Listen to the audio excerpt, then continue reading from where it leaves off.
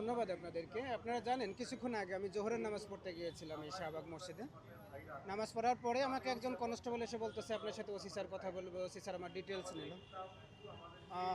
তারপরে বলল যে না, ডিসি মাসুদ স্যার কথা বলবে। আমাকে দীর্ঘক্ষণ বসিয়ে রাখা হয়েছে, যেটাকে আপনারা এক ধরনের গ্রেপ্তার বলতে পারেন। 46 ধারার গ্রেপ্তারের এরকম একটা আছে যে আমার ব্যক্তিগত স্বাধীনতা হরণ করা, এটাই গ্রেপ্তার। সেটা আপনার কথার মাধ্যমে হোক, হ্যান্ডকাপ পরিয়ে হোক, রশি পরিয়ে হোক, এটা গ্রেপ্তার। তো উনি আমাকে যে প্রশ্নগুলো করলো যে হাদি ভাইয়ের উপর আক্রমণ হওয়ার যে একটা লিগ্যাল নিউজ আপনার কাছে ছিল, আপনি বলেছেন, এটা আপনি পুলিশকে কেন জানান নাই? কারণ পুলিশকে জানানো তো আমার কাজ না।